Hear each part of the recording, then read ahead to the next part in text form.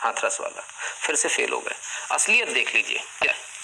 उन्नाव कांड, 2 दलित आरोपियों ने करी थी पानी में जहर पिलाकर हत्या। विपक्ष ने कहा था दलित उत्पीड़न का मामला है।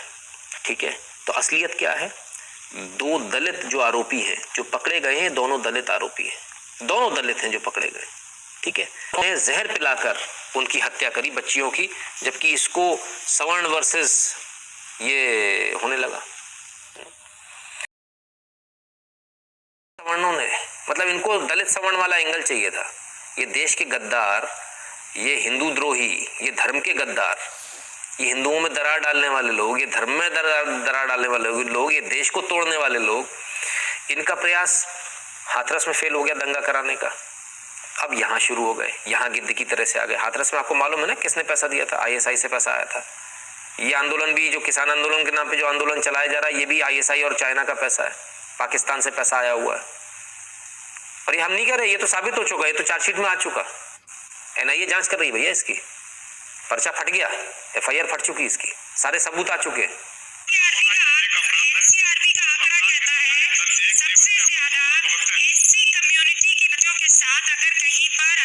होता है तो वो है Rajasthan, 554 highest in India.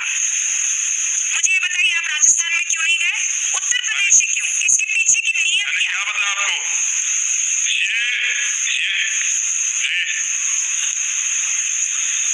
Hello, हाँ मैं सुन रही हूँ। उत्तर प्रदेश ही क्यों? हेलो, सुन रही हूँ। चंद्रशेखर आजाद साहब, आपकी आवाज आ रही है मुझे आपकी आवाज कम आ रही है, क्योंकि अब मैं क्रॉस क्वेश्चन कर रही हूँ ना, जब मैं आवाज कम आएगी तो जवाब कैसे दूंगा? और सम्मान, इसमें सम्मान कैसे कम हो जाएगा? मैं जानना चाहता हूँ सम्मान की, आप सम्मान की परिभाषा ही मुझे बताइए क्या है? आपने कैमरा ऑफ करवा दिया है। दोस्तों, हाथरस केस की भी आप राजनीति को समझिए। आप लड़की की माँ का पहला बयान सुनिए जो उन्होंने फर्स्ट दिया था। तब तक ये सब राजनीतिक पार्टियां उनकी माँ से नहीं मिली थी। बाद में उन्होंने लड़की की माँ को भड़का के क्या कुछ भी बोल के बयान बदलवाया था। तो आप पहला बयान सुनिए पहले और देखिए राजनीति कैसे चलती है।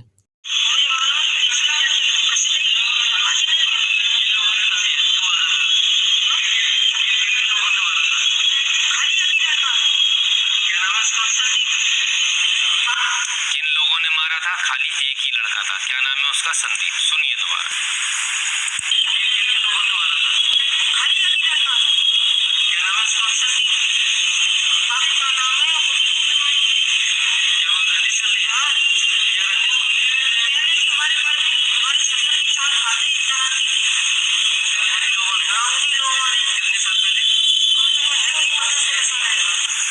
15-16 साल पुरानी रंजिश है। चांद फाड़ दी हमारे ससुर की, फाड़ दिया हमारे ससुर का, ये कहना है पीड़िता की मां का।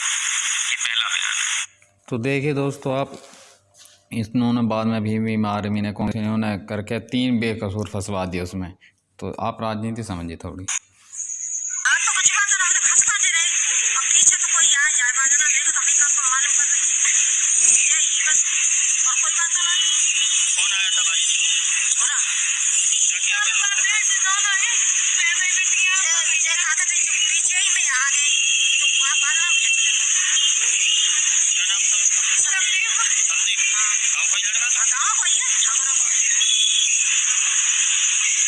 क्या किया उसने?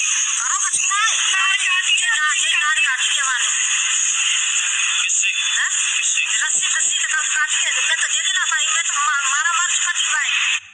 तो और देख लो दोस्तों, बताया क्या गया था कि रेप हुआ, लेकिन लड़की की माँ का फर्स्ट बयान में क्या बोला और एफआईआर में भी यही लिखवाया है कि रेप नहीं किया, गर्दन घोटी, मतलब ये गर्दन दबाई है, रस्सी से गर्दन दबाई थी। वो थोड़ी राड़ भीड़ जो चल रही थी उसी रंजिश में।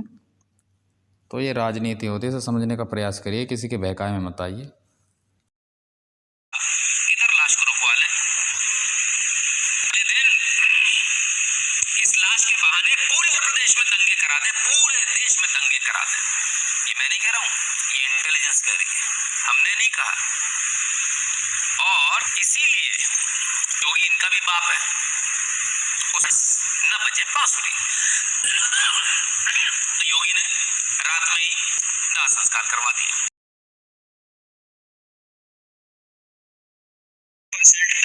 लड़कियों के साथ में, महिलाओं के साथ में रेप हुआ है। 6000 रेप के केस राजस्थान से आए हैं और 3000 केस उत्तर प्रदेश से आए हैं पिछले 1 साल के अंदर। एक तो आप ये देखिए लॉ एंड ऑर्डर कहाँ पर घटिया है और कहाँ पर बढ़िया है। बढ़िया मैं ये नहीं कह रहा हूँ कि 0 आ जाए तब बढ़िया होगा। यहाँ पर हमें यही देखना होगा फिलहाल हाल की तारीख में कि जनसंख्या उत्तर प्रदेश की कितनी है, राजस्थान की कितनी है, और वहाँ दोनों स्थानों पर बलात्कार के जो रेप हैं वो केसेस कितने हैं, कितने केसेस आए हैं। अगर हम योगी आदित्यनाथ जी की बात करें, मात्र छेड़खानी पर उन्होंने स्पष्ट कहा कि हमें चौक चौराहों पर उनके पोस्टर लगा देने हैं जो छेड़खानी भी करते हैं। केवल और केवल उत्तर प्रदेश के अंदर छेड़खानी को लेकर के सख्त कानून है। केवल और केवल उत्तर प्रदेश के अंदर रोमियो स्क्वाड अलग से बनाया गया है जिसमें कि लड़कियों को सुरक्षा प्रदान की गई है।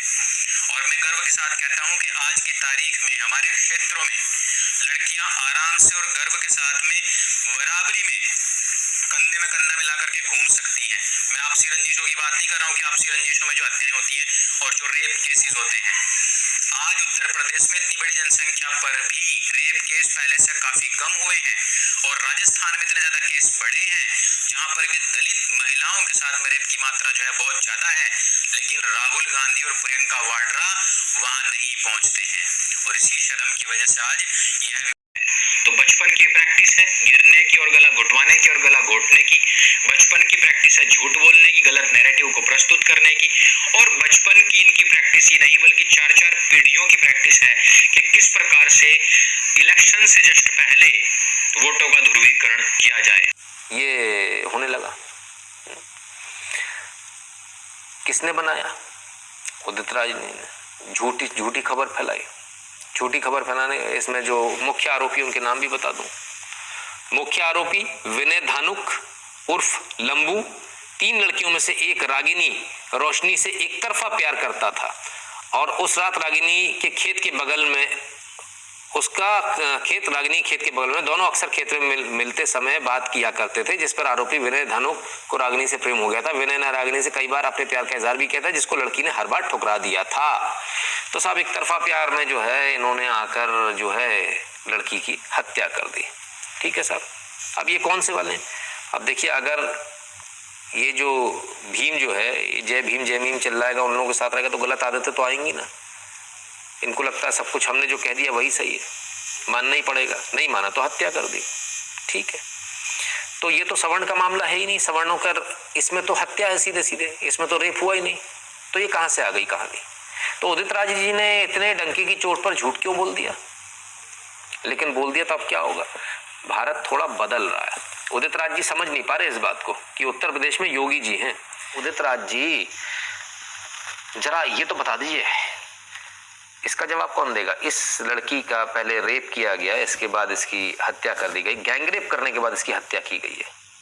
ठीक है, ये खूबसूरत सी बच्ची को यहां से यहां तक पहुंचाने का काम कहां हुआ है? दलित मेजॉरिटी विलेज में हुआ। ये इस देश का सच है जो आपको जानना पड़ेगा, ये समझना पड़ेगा। आप इससे मुंह नहीं चुरा सकते, ये सच है इस देश का और ये हो रहा है। लेकिन जो लोग कर रहे हैं वो दूसरों पर आरोप लगा रहे हैं, और करने वाले कौन है? वही जो आजकल मीम के साथ घूम रहे हैं, वही है, क्योंकि आदतें तो वहीं से सिखाई जा रही हैं, वही सीख रहे हैं। तो सच्चाई तो बिल्कुल हटकर है, सच्चाई तो पलट है जो दिखाई जाती है उससे। न्यूज चैनल ये नहीं दिखाएंगे ब्राह्मण लड़की है इसलिए नहीं दिखाएंगे, ब्राह्मण लड़की कोई इज्जत थोड़ी होती है, उसका तो गैंगरेप हो सकता है, कोई दिक्कत नहीं है। वो तैयार नहीं है, कोई न्यूज इसको छापने को तैयार नहीं है। यह इस तरह से होगा कि ब्राह्मण का रेप हो जाएगा तो ब्राह्मण है, टीआरपी नहीं मिलेगी, हम उठाएंगे। बच्ची किसी की भी हो, चाहे ब्राह्मण हो, चाहे दलित हो, चाहे कोई भी हो, हमारे लिए कोई मायने नहीं रखता, हमारे लिए रखती है। वो बच्ची है। अगर इतने गए गुजरे लोग नहीं, हमें इतने गए गुजरे संस्कार नहीं मिले, इतने नाली में बैठने वाले लौटने वाले सुबह। तो साहब ये जो गंदी राजनीति चल रही है, मेरा मेहरबानी करके इस गंदी राजनीति से बाहर आ जाएं सभी मीडिया, सभी चैनल्स। बड़ा आपका कृपा होगी इस देश के ऊपर, एहसान होगा आपका।